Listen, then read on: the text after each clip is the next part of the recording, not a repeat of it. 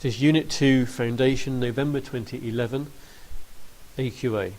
Question 11, we've got to tick the box deciding whether statements over here are always true, sometimes true, or never true. And we know that W is an even number. We've got to say first of all, is 4W minus 3 even or not? Easiest thing to do is just to do a little test. What's the simplest even number we can think of? Well, that's 2. So let's have W actually being 2. If W is 2, 4W means 4 times by 2, and then take 3 away. Well, that's 4 times by 2 is 8, take away 3 is 5. Well, that's an odd number. So we know that it can be an odd number. Now if we try another even number, let's jump up to maybe 12. That's another even number. 4 times by 12, that's 48. You could do it as a sum if you wanted to.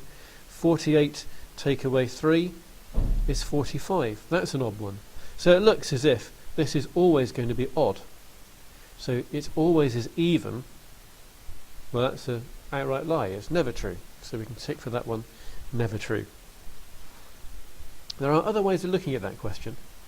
If you have an even number over here, 4 lots of an even number, that always will be an even number. 4 lots of an even number. Any amount of even numbers will always give you an even number. And if you go 3 down from an even number, so if you're on an even number and you go down 3, go down 1, you'll be on an odd number. Go down again, that's 2 going downs, taking away effectively, and go down a third one, you'll be on odd. So that will always be odd, which means it's never even. This one over here, is it a prime number? Well, let's have a look at what we've got here.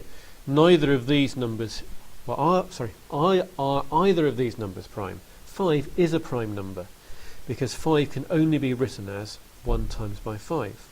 It's only times table, so that is a prime number.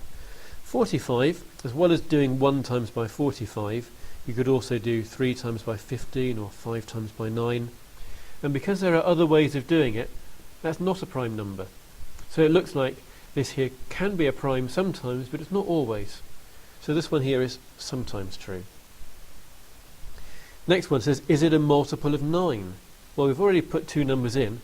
That's not a multiple of 9, because a multiple of 9 means in the 9 times table. 45 is in the 9 times table, because we've already said it's 5 times 9. So sometimes this is true, sometimes it isn't. So we need to tick that box. 3 marks, 3 things to answer. There are no working out marks for that question. It's just ticking the right box. So if you don't know what you're doing, if you haven't got a clue what the answer is, just tick a box in each row at random. If you leave them empty, you're going to get no marks at all, guaranteed. So if you come across a question like this, just tick something on each row, because you never know, you might get it right. Leave it blank, you know you're going to get no marks at all.